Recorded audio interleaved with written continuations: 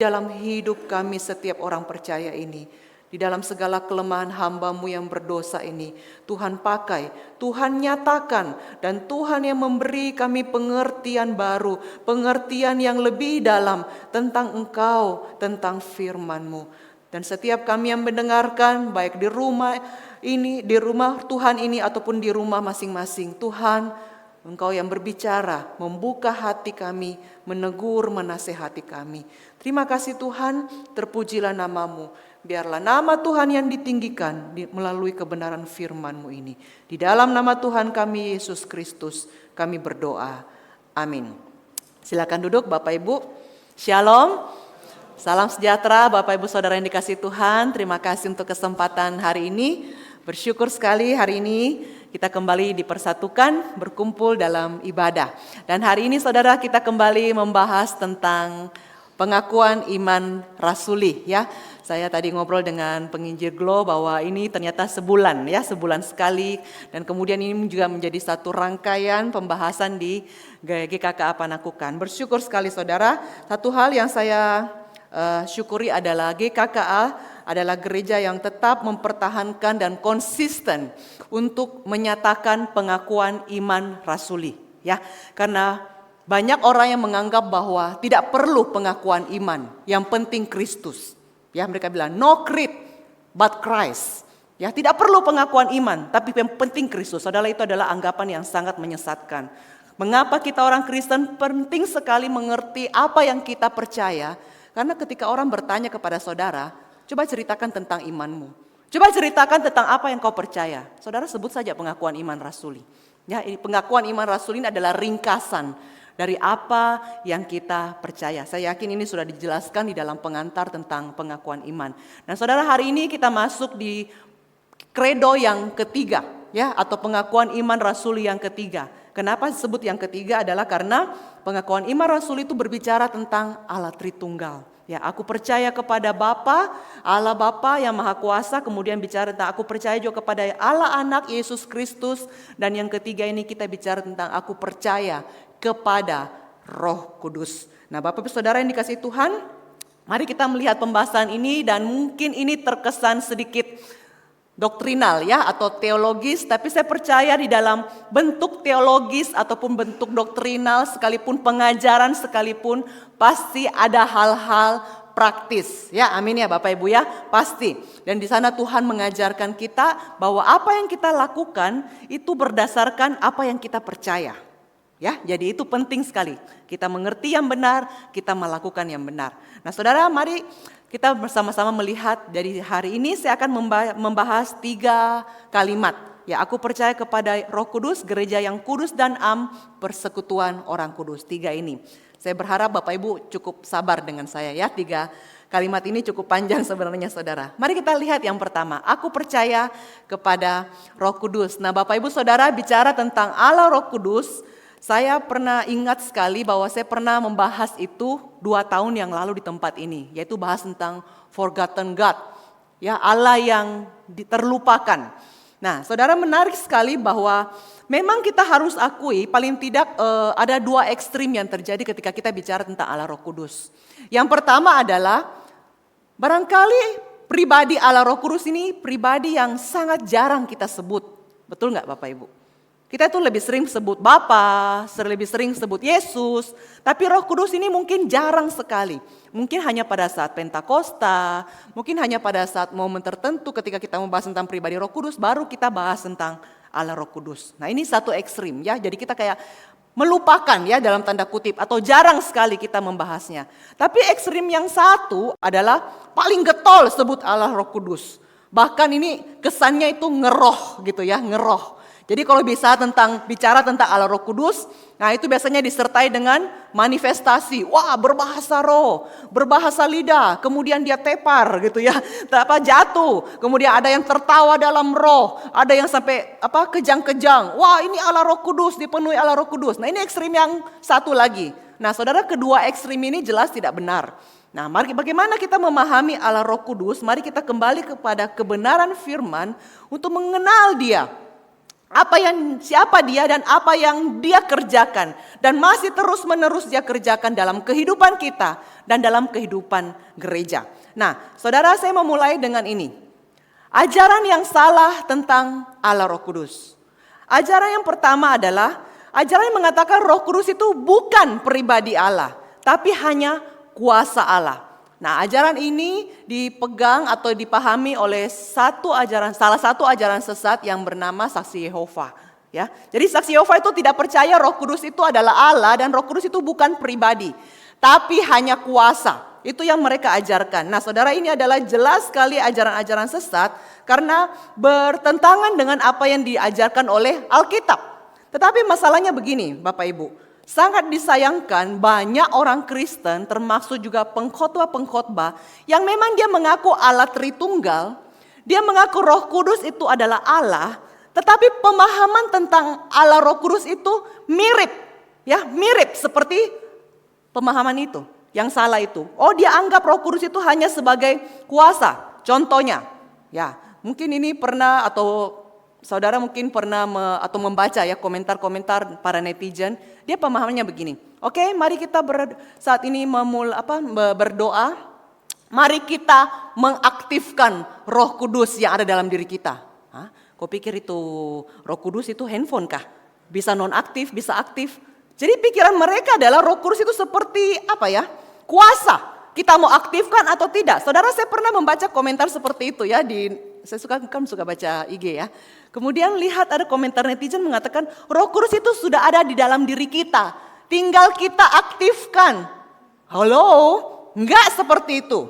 Jadi saudara jangan memahami bahwa Roh Kudus itu hanya seperti handphone ya, nanti diaktifkan, nanti dinonaktifkan. Atau ada yang mengatakan ini, terimalah Roh Kudus, lalu dihembuskan, ya. Atau kalau tidak dikebaskan jubahnya kah, apanya kah. Saudara, ini seperti apa ya? Roh Kudus seperti keluar masuk ya? Enggak. Ini pemahaman yang enggak benar Bapak Ibu ya. Jadi ini yang pertama. Yang kedua, pemahaman yang mengatakan bahwa Roh Kudus itu lebih rendah daripada Allah Bapa dan Allah Anak. Nah, saudara, pada abad yang keempat ajaran sesat ini muncul yang namanya Makedonianisme.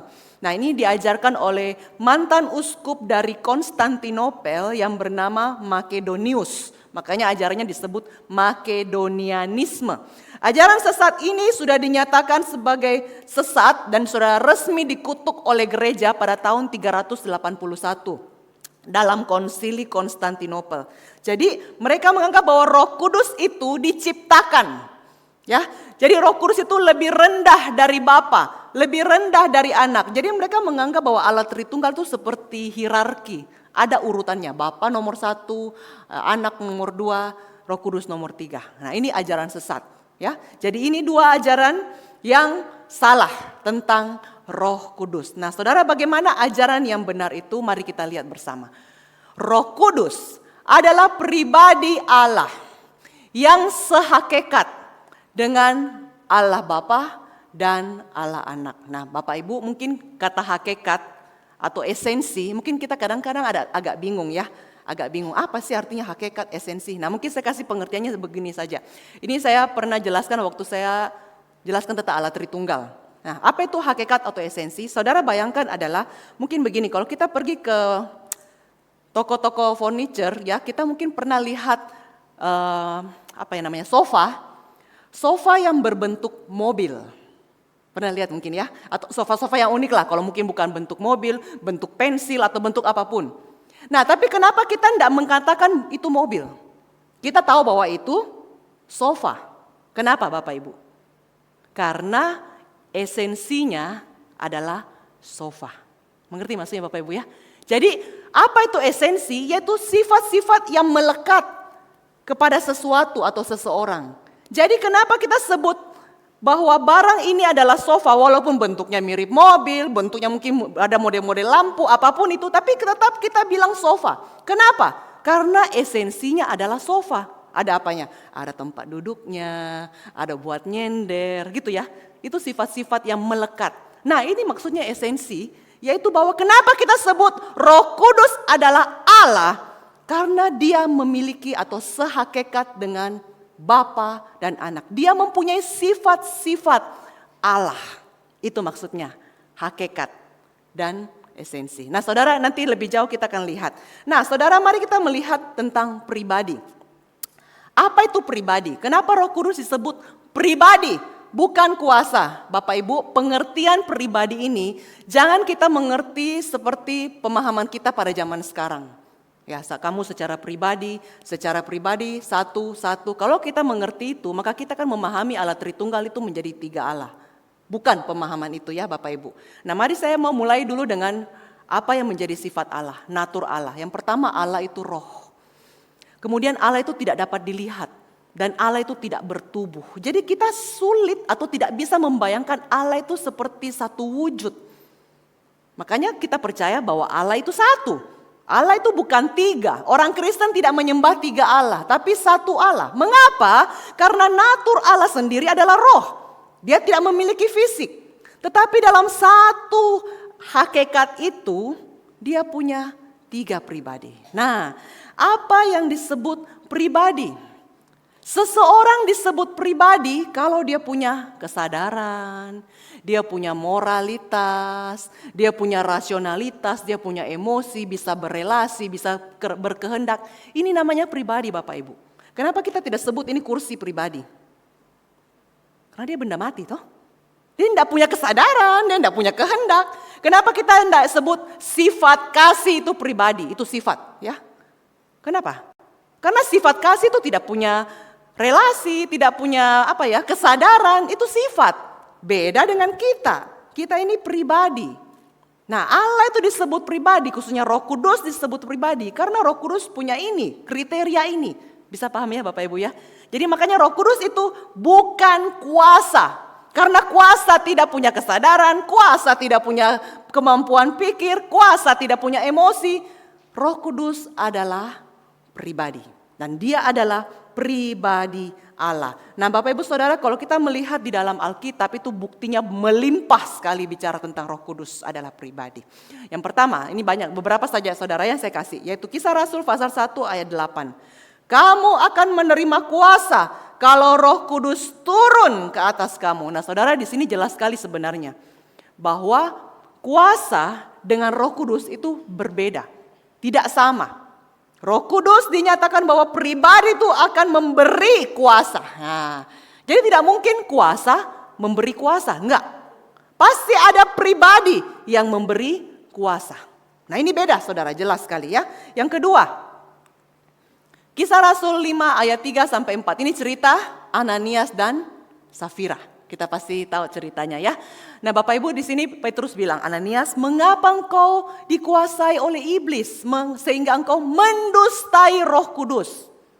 Nah saudara, kemudian dengan kalimat yang sama Petrus bilang, engkau bukan mendustai manusia tetapi mendustai Allah. Jadi Petrus mengatakan bahwa Roh Kudus itu adalah Allah. Engkau mendustai Roh Kudus, engkau sama dengan mendustai Allah. Roh Kudus adalah Allah. Kemudian ini adalah ayat-ayat perjanjian lama. Nah Bapak Ibu Saudara, mungkin kita berpikir ya, Roh Kudus adakah dalam perjanjian lama? Ada Bapak Ibu, banyak ayatnya ya. Salah satunya ini Ayub 33 ayat 4. Roh Allah telah membuat aku dan nafas yang maha kuasa membuat aku hidup. Roh Kudus adalah pencipta. Jadi kita melihat sebenarnya sini saudara Bapak Ibu, karya dari Allah Tritunggal itu tidak terpisah. Walaupun setiap pribadi itu bisa dibedakan, tapi tidak bisa dipisahkan. Yohanes 1 menjelaskan bahwa firman itu juga mencipta. Yesus juga mencipta. Jadi yang mencipta Bapa, Putra, Roh Kudus. Nah di dalam Mazmur 143 ayat 10. Ajarlah aku melakukan kehendakmu sebab engkaulah Allahku. Kiranya rohmu yang baik itu menuntun aku di tanah yang rata. Roh yang baik menuntun. Kalau bukan pribadi tidak mungkin bisa menuntun. Kalau bukan Allah tidak mungkin bisa menuntun. Nah kemudian dalam Yesaya 63 ayat 10. Tetapi mereka memberontak dan mendukakan Roh Kudusnya. Saudara, kita pasti familiar dengan ayat ini ya. Dalam Efesus 4 ayat 30. Mendukakan Roh Kudus. Hanya pribadi yang bisa didukakan. Nah, Bapak Ibu Saudara yang dikasih Tuhan, masih banyak sebenarnya ayat, hanya ini beberapa saja. Jadi kita melihat bahwa Roh Kudus itu adalah pribadi Allah. Dia bukan hanya bukan hanya memberi sesuatu kepada kita, tapi dia juga layak menerima segala sesuatu dari kita. Penyembahan kita, pujian kita, hormat kita kepada Allah Roh Kudus. Saudara Bapak Ibu, sebenarnya kalau mau dibahas tentang perbedaan setiap pribadi ini, nanti pembahasan khusus Allah Tritunggal, ya. Bagaimana satu hakikat, tiga pribadi yang berbeda itu, walaupun tiga pribadi berbeda, tapi tidak dipisahkan, ya. Karya Allah Tritunggal itu tidak bisa dipisahkan. Tapi Allah Tritunggal punya perannya masing-masing. Yang disalib bukan Roh Kudus, tapi Yesus. Yang diutus suatu hari Pentakosta dan membukakan mata orang-orang dan membuat orang bertobat, bukan Bapa, bukan Anak, tapi Roh Kudus. Jadi setiap pribadi itu memiliki perannya masing-masing dan tidak terpisahkan. Itu pembahasan lain Bapak Ibu, ya. Nah, kira-kira ini pembahasan tentang Roh Kudus adalah pribadi Allah yang sehakikat, sama, setara dengan Bapa dan Anak. Tapi bukan satu pribadi, ya Bapak Ibu. Ada ajaran sesat Bapak Ibu kalau tahu, Oneness, dia mengatakan bahwa Bapa itu sama dengan Anak, sama dengan Roh Kudus. Waktu perjanjian lama itu Bapa. Waktu kemudian perjanjian baru ketika inkarnasi, Bapa itu jadi Yesus. Kemudian setelah itu Yesus naik, nanti waktu Roh Kudus, Yesusnya itu berubah lagi jadi Roh Kudus. Jadi ini adalah ajaran sesat yang mengatakan Bapa, Putra, Roh Kudus itu satu pribadi. Nah, ini pembahasan lain Bapak Ibu, ya. Cuma ini saya jelaskan saja supaya Bapak Ibu ngeh dengan banyaknya ajaran-ajaran sesat yang ada sekarang ini. Kalau apalagi ke Bapak Ibu suka main sosmed, ya. Mari kita lihat karyanya. Setelah kita bicara tentang pribadinya, mari kita lihat karya Allah Roh Kudus. Saudara, saya bagi dua karya Allah Roh Kudus ini. Yang pertama, bagi setiap orang percaya. Apa yang dilakukan Allah Roh Kudus bagi kita? Setelah Yesus Kristus menebus kita, Yesus Kristus disalibkan bagi kita, dan dia telah bangkit, maka Allah Roh Kudus memimpin kita ke dalam kebenaran dan menyertai kita. Saudara, dalam Yohanes pasal 14 ayat 15 sampai 31 itu bacaan yang cukup panjang. Saya tidak jelaskan di sini Bapak Ibu. Di situ dijelaskan bahwa Yesus itu menjanjikan penghibur yang lain, ya. Ini dia. Dalam 16, aku akan meminta kepada Bapa dan ia akan memberikan kepadamu seorang penolong yang lain atau penghibur supaya ia menyertai kamu selama-lamanya. Nah Bapak Ibu, Yesus tahu ketika Yesus meninggalkan murid-muridnya ini dalam banyak tantangan. Betul, ya? Murid-muridnya itu menghadapi banyak ancaman, banyak penolakan, bahkan penganiayaan, bahkan mereka berhadapan dengan kematian. Tentu itu menjadi satu kegelisahan bagi murid-murid. Tuhan Yesus, engkau tidak ada lagi. Lalu apakah engkau akan meninggalkan kami? Waktu Yesus naik ke surga, Yesus kan bilang, aku menyertai engkau senantiasa sampai akhir zaman. Berarti Yesus tetap menyertai. Nah saudara, bentuk penyertaan Yesus itu adalah dengan mengutus Roh Kudus. Nah disinilah mengapa peran Roh Kudus adalah membuat kita memahami kebenaran. Murid-murid itu dalam sepanjang 3,5 tahun bersama Yesus, Bapak Ibu, tidak mungkin mereka ingat semua itu apa Yesus ajarkan. Betul enggak Bapak Ibu? Enggak mungkin. Kita aja nih kalau sudah selesai sekolah, sudah selesai, sudah kita kasih kembali pelajarannya kita sama gurunya kita, ya. Dosen kita, sudah yang penting sudah dapat nilai, sudah goodbye. Nah tetapi bagaimana murid-murid bisa ingat apa yang Yesus ajarkan. Sehingga mereka menulis kitab suci. Itulah pekerjaan Roh Kudus. Makanya Yesus katakan dia akan mengingatkan kamu apa yang telah engkau dengar. Dan dia juga akan membuka mata dunia ini tentang kebenaran, tentang penghakiman. Itulah karya Roh Kudus di dalam hidup setiap orang percaya. Nah saudara, disinilah kita melihat bagaimana Allah Tritunggal itu berkarya secara sepenuh, tidak dipisahkan. Bagaimana Bapa telah merencanakan keselamatan kita. Yesus menggenapinya dengan mati di kayu salib dan bangkit. Dan Roh Kudus mengaplikasikan. Roh Kudus yang melahirbarukan kita. Kenapa Bapak Ibu Saudara bisa percaya Yesus? Kenapa kita bisa ngeh, kita buka mata kita bilang, ya Yesus engkau adalah Tuhan. Itu adalah karya Roh Kudus. Saudara Bapak Ibu, mungkin kalau diingat-ingat ya, Kadang-kadang kita tidak habis pikir, kenapa ya orang-orang yang dulunya begitu keras menentang kekristenan, kok bisa percaya Yesus? Salah satu contoh yang paling gampang kita lihat itu yaitu Paulus. Begitu getol menganiaya jemaat, tapi mengapa hatinya dibukakan? Ya, Yesus datang kepada dia, bertemu dengan dia, menjelikkan matanya. Yesus secara pribadi datang. Dan apa yang membuat dia jelikan adalah karya Roh Kudus. Bapak Ibu, saya ingat sekali opa saya, yang jadi dari almarhum papa saya. Opa saya itu asli datang dari dataran Tiongkok. Ya pelarian lah istilahnya. Saya yakin Bapak Ibu yang mungkin punya keluarga kurang lebih sama dengan kami. Jadi opa saya itu dari China melarikan diri datang ketemu nenek saya. Nenek saya asli Toraja. Jadi saya ini Citor ya Bapak Ibu ya, Cina, Toraja. Ya lahirlah papa saya. Nah, jadi nenek saya itu orang Toraja, Kristen. Opa saya atau ongkong saya komunis ya, tidak percaya Tuhan. Jadi papa saya cerita begini, dulu setiap kali bukan orang dulu suka kan buat perkumpulan ya di rumah, ibadah rumah tangga, diusir itu semua ya.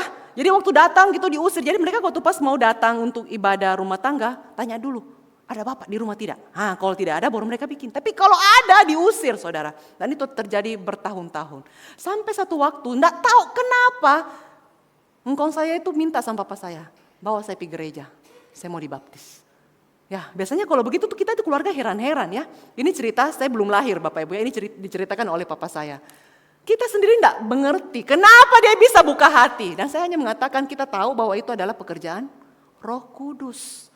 Hati yang begitu keras bisa dihancurkan. Jadi saudara, kalau kita bisa percaya bukan karena orang tua kita Kristen, memang itu menjadi salah satu cara Tuhan pakai. Bukan karena kita memang anak yang baik, bukan. Tapi karena Roh Kudus yang membuka hati kita sehingga kita bisa melihat keindahan, anugerah, keselamatan melalui Yesus Kristus. Itu karya Roh Kudus. Wow, saudara, ini adalah karya yang sangat indah. Karena itulah disebut Roh Kudus. Roh Kudus itu disebut sebagai penolong, parakletos, yaitu yang berarti berjalan berdampingan. Dia adalah Allah yang penolong, yang berjalan bersama dengan kita, di samping kita, menuntun kita. Dan itulah sebabnya saudara, di dalam perjalanan iman kita, setelah kita percaya Yesus, kita menerima Roh Kudus dan Roh Kudus itu tinggal dalam kita. Bukan pergi nanti datang lagi, bukan pergi minta dia datang lagi. Enggak. Satu kali dikasih sudah Bapak Ibu. Jadi jangan minta-minta lagi Roh Kudus datanglah, Roh Kudus datanglah. Dia sudah datang. Ya. Dia sudah dalam diri kita. Namanya itu materai. Ini sudah dicap. Enggak ada pergi pulang. Nah itu dalam perjanjian baru ya. Begitu Roh Kudus ada dalam diri kita, dia enggak kemana-mana lagi. Jadi saudara, inilah yang menegaskan kepada kita dan itu menjadi jaminan bagi kita bahwa Roh Kudus itu menuntun kita, memelihara kita.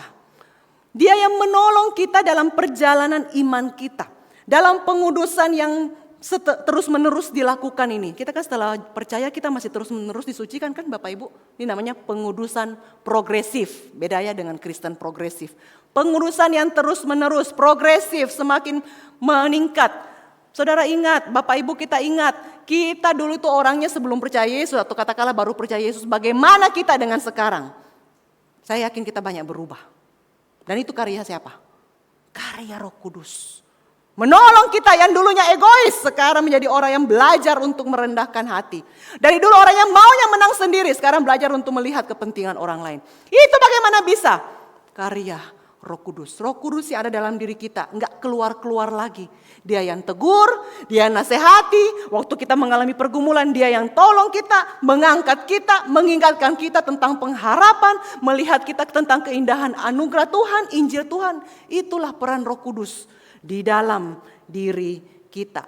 Saudara, makanya keselamatan kita itu dijamin, enggak akan hilang. Kenapa? Karena kita sudah dapat materai bahwa saudara dan saya yang percaya Yesus adalah milik Allah. Amin saudara. Jadi makanya Roh Kudus itu tidak datang kalau kita lagi baik. Terus kalau kita lagi bad mood, lagi marah-marah, lagi jengkel sama Tuhan atau lagi berbuat dosa, Roh Kudus pergi. Nanti kalau kita lagi baik-baik dia datang lagi. Enggak. Dia tinggal selama-lamanya dalam diri kita. Nah, ini karya Roh Kudus, saudara, bagi orang percaya. Ini yang pertama. Yang kedua, yaitu bagi gereja. Nah, disinilah kita melihat frase atau kalimat yang kedua. Gereja yang kudus dan am.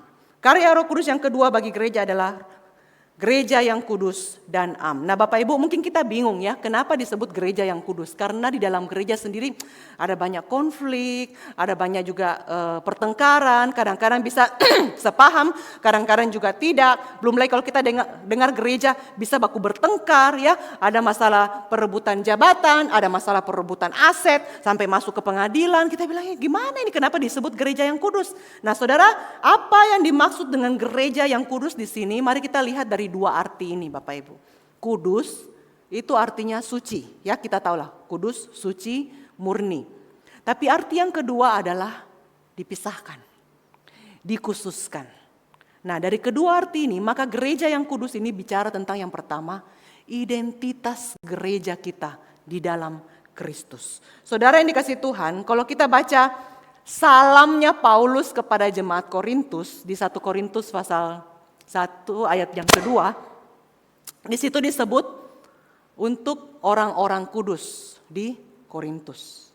Nah, Bapak Ibu, kalau kita tahu ya jemaat Korintus dari suratnya Paulus, kita lihat ini jemaat Korintus adalah jemaat yang paling nakal. Kenapa?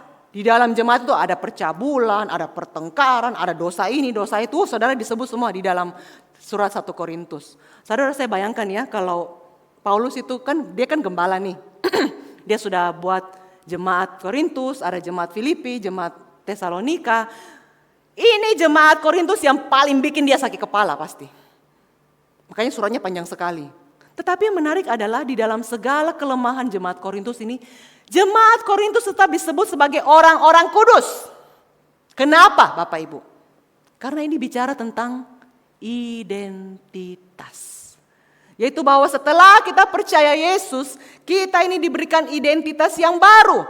Jadi bukan bicara tentang apa yang kita lakukan atau aktivitas kita, tetapi inilah identitas kita di hadapan Allah. Posisi kita di hadapan Allah, bahwa kita dulu orang berdosa yang tidak sanggup melakukan hukum yang Tuhan berikan. Kita adalah orang berdosa yang cenderung dan akan selalu melawan Allah. Tetapi Yesus Kristus datang, dia menggenapi apa yang dituntut oleh Allah. Hukum Taurat, dia kerjakan dengan sempurna dan dia mengorbankan dirinya. Sehingga waktu Allah melihat kita, yang Allah lihat adalah Yesus.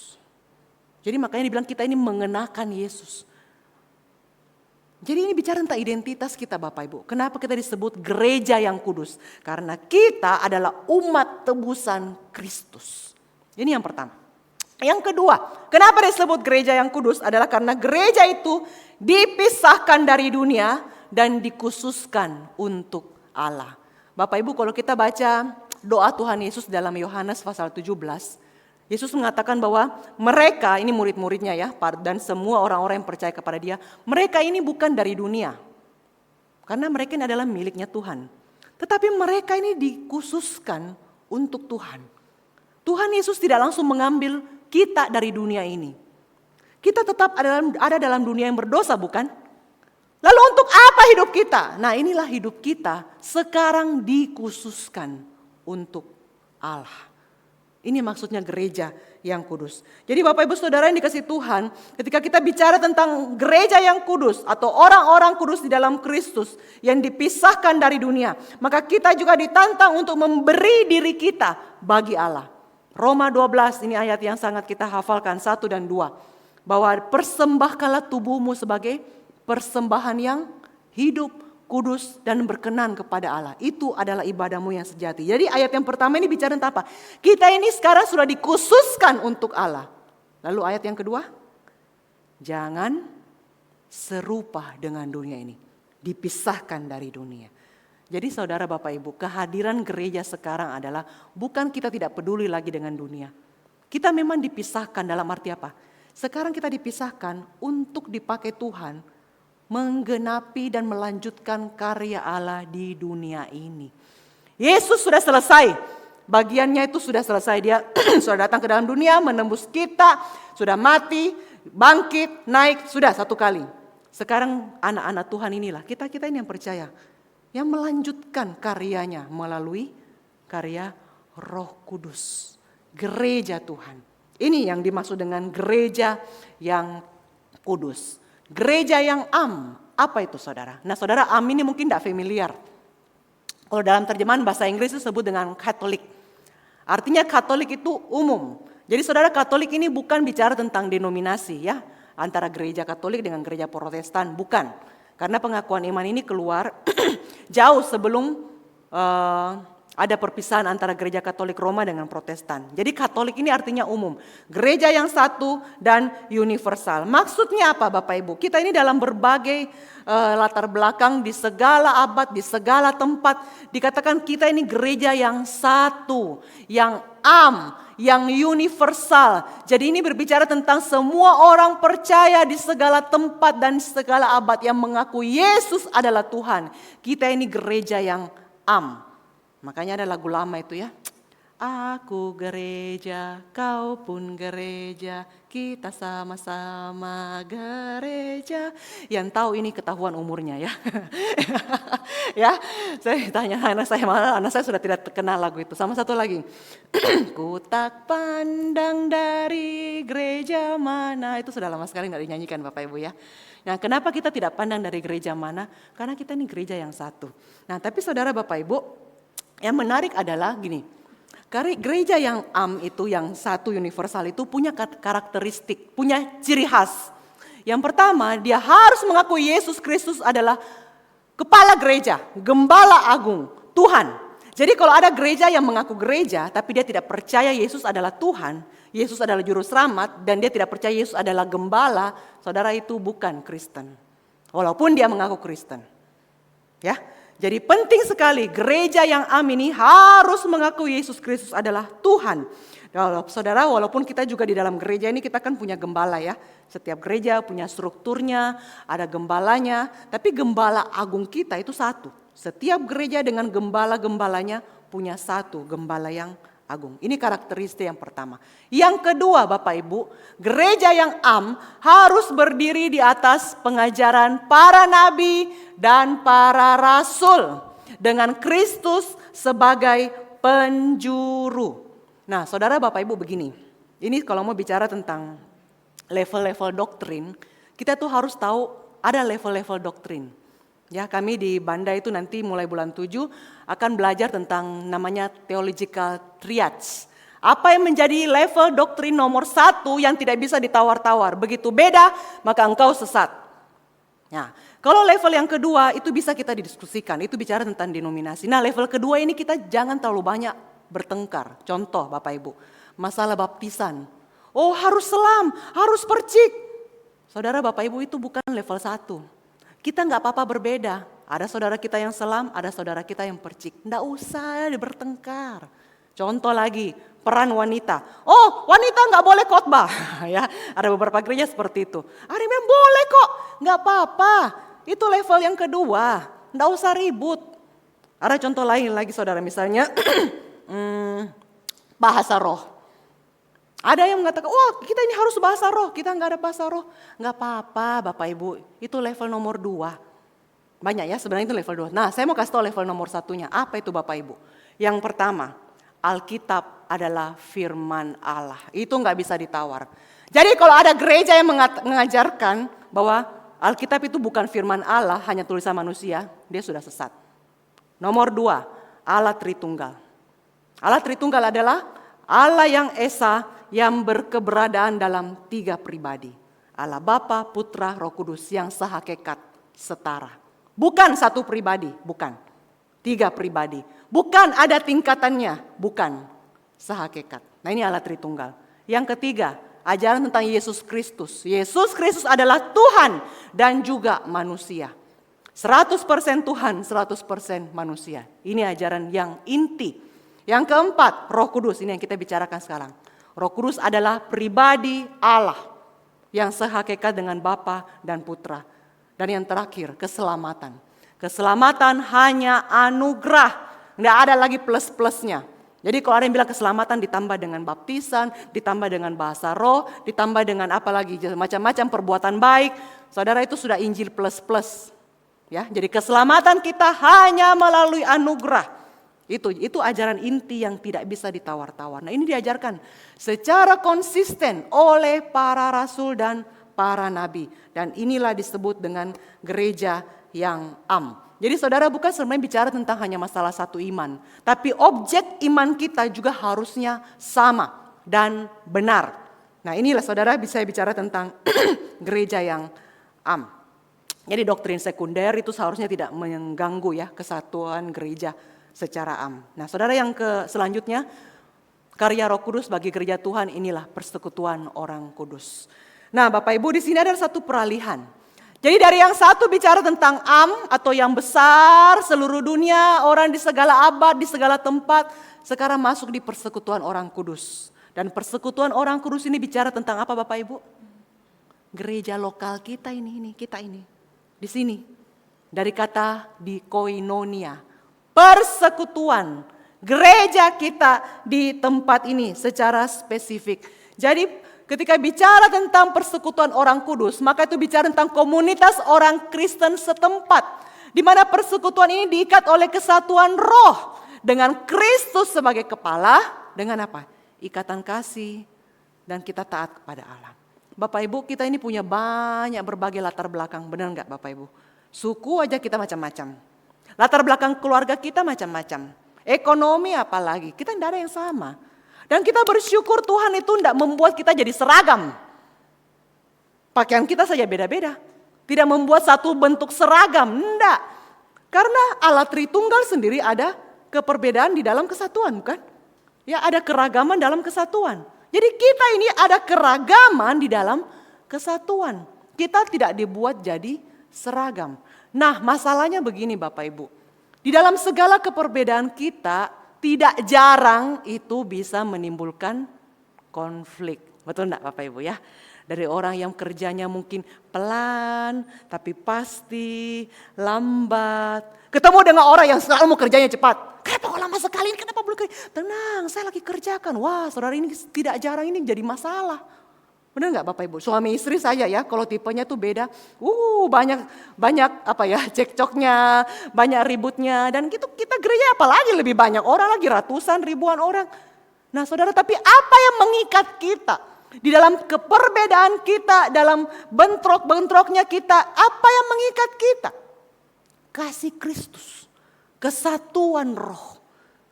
Makanya selalu akan hadir bagaimana kita saling mengampuni, bagaimana kita belajar mementingkan orang lain, bagaimana kita belajar untuk merendahkan hati, merendahkan diri. Itulah di dalam gereja.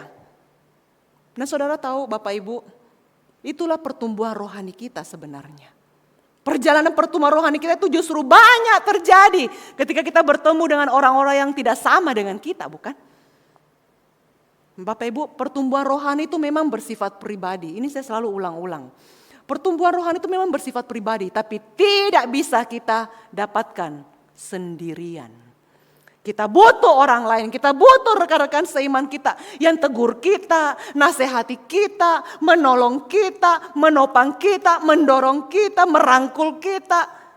Jadi jangan pernah berpikir bahwa sudah saya sendiri saja, saya cukup online di rumah. Saya kalau memang Bapak Ibu sakit dan tidak bisa kemana-mana itu lain cerita ya. Tapi banyak kan orang sekarang gitu, saya tidak perlu ke gereja sekarang. Yang penting saya online, saya rajin persembahan, saya rajin baca Alkitab. Saya tidak perlu komunitas. Salah Bapak Ibu, kita semua perlu komunitas. Saya perlu Bapak Ibu, saya perlu saudara seiman yang menolong saya dalam pertumbuhan rohani ini. Bapak Ibu saudara yang dikasih Tuhan. Karena itu ketika kita belajar tentang pengakuan iman rasuli ini, saya tutup dengan renungan ini ya. 2 poin ini Bapak Ibu. Bapak Ibu Saudara, ketika kita mengenal tentang pribadi Allah, khususnya di sini dalam Allah Roh Kudus. Untuk Bapak Ibu Saudara yang belum percaya, kalau ada ya, kalau mungkin masih ragu-ragu, kabar baik itu saudara dengar lagi hari ini. Bahwa keselamatan di dalam Kristus telah dinyatakan. Dan saudara dengar Dan tentu doa saya secara pribadi dan doa saudara seiman adalah kiranya Roh Kudus membuka hatimu, mata rohanimu, sehingga engkau memandang keindahan kasih karunia Allah. Jangan keraskan hatimu. Dan saya percaya ketika Roh Kudus berkarya dalam hatimu, engkau akan melihat keindahan kasih karunia itu. Dan untuk saudara yang sudah percaya, Roh Kudus itu sudah ada di dalam diri kita. Amin. Dan Roh Kudus itu tidak akan pernah meninggalkan kita. Percaya bersama dengan kita. Roh Kudus yang ada dalam diri kita itu yang akan menolong kita, menuntun kita, menyelesaikan perjalanan iman kita. Nah, dalam perjalanan iman ini bukankah kita kadang-kadang juga lagi down? Saudara, kita itu tidak selalu dalam kondisi prima. Ya, prima dalam arti secara rohani. Ada masanya kita tuh begitu semangat melayani, begitu semangat dalam mengikut Kristus. Tapi ada masanya kita itu bertanya sama Tuhan. Tuhan, kenapa ini terjadi dalam hidupku? Tuhan, apa yang saya sudah rencanakan kenapa belok? Ya, ini saya sudah rencanakan baik-baik ini, tapi kenapa ada sesuatu yang menghalangi? Apa maksudmu Tuhan? Kadang-kadang kita mengalami masa-masa seperti itu, saudara. Tetapi Roh Kudus yang ada dalam diri Bapak, Ibu, dan saya, Dialah yang menolong kita. Kembali mengingatkan kita bahwa Dia ada bersama dengan kita. Oke, mungkin saat ini engkau tidak mengerti. Tapi percaya bahwa Allah itu berdaulat. Dia yang menolong kita untuk kembali memandang kepada Allah. Menolong kita untuk melihat kepada keindahan kasih Allah. Terus waktu kita berbuat dosa. Kenapa saudara kita begitu hati kita itu begitu bergetar, takut. Bukannya karena masalah kita takut ketahuan. Tapi karena ada Roh Kudus dalam diri kita yang menegur kita. Hei, kau bicara kasar dengan anakmu. Hei, perkataanmu menyakitkan hati orang itu. Hei, kenapa engkau begitu egois? Hei, kenapa engkau hanya memikirkan dirimu sendiri? Engkau begitu banyak hitung-hitungan. Kau pikiranmu hanya uang. Saudara, itu semua dari mana? Dari Roh Kudus. Yang mengingatkan saudara dan saya, waktu kita berdosa, kita diingatkan. Dan kita bisa kembali, Tuhan, ampuni saya. Melalui nasihat, melalui teguran, melalui kekuatan yang membangkitkan, Roh Kudus berperan dalam hidup kita. Cuma pertanyaannya saudara Bapak Ibu, apakah kita memberi hidup kita sepenuhnya dipimpin oleh Roh Kudus? Ketika kita betul-betul mau dipimpin Roh Kudus, maka kita harus tunduk. Begitu kita tunduk kepada keinginan roh, maka keinginan daging itu akan tersingkirkan. Mungkin kadang-kadang datang, tapi waktu kita belajar lagi melihat dan tunduk kepada pimpinan Roh Kudus, keinginan daging ini akan pelan-pelan tereliminasi, saudara. Bukan karena kekuatan kita, tapi karena karya Roh Kudus. Ini renungan yang pertama. Yang kedua, saudara, sebagai gereja yang kudus dan dan persekutuan orang kudus, kita kembali diingatkan akan panggilan kita sebagai tubuh Kristus. Kita ini telah dipisahkan dari dunia, artinya jangan lagi ikut cara-cara dunia, enggak. Saudara, tidak selalu semua yang dunia itu adalah duniawi. Ya, bedakan ya. Apa yang ada dalam dunia tidak semuanya duniawi. Apa yang duniawi itu adalah yang melawan Allah. Maka yang duniawi ini yang tidak boleh ada di dalam gereja, tidak boleh ada dalam tubuh Kristus. Nah, saudara, karena itu kita melihat ketika kita dipisahkan dari dunia, jangan lupa kita juga dikhususkan bagi Allah. Dan tujuan khusus kenapa gereja ini ada adalah bukan bawa visi pribadi. Tidak ada visi pribadi dalam gereja. Ya, adalah visi kerajaan Allah. Bagaimana Injil terus diberitakan, Kristus dimuliakan. Bagaimana kita memuridkan orang-orang percaya. Dan yang menjadi pertanyaan adalah, apakah gereja kita telah menjadi sarana pertumbuhan rohani yang sehat bagi setiap orang percaya. Dan menjadi mitra Allah yang konsisten untuk kerajaan Allah, misi kerajaan Allah. Saudara, menjadi satu renungan bagi kita. Belajar tentang kredo atau pengakuan iman rasuli, bukan hanya sekedar kita hafalkan, bukan hanya sekedar kita pintar secara intelektual, tapi saya percaya ketika kita mengerti itu, maka itu akan menolong kita dalam kehidupan kita. Amin. Baik secara pribadi maupun secara bergereja. Tuhan menolong kita. Mari kita berdoa bersama.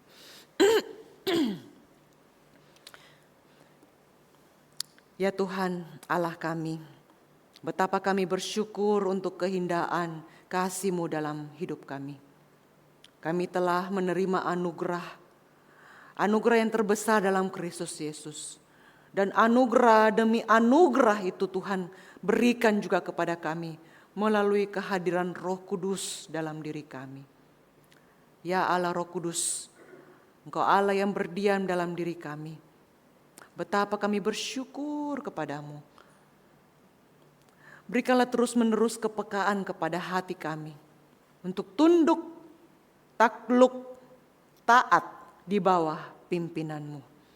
Sehingga kami bisa melihat bagaimana Tuhan memproses kami hari demi hari semakin serupa dengan Kristus.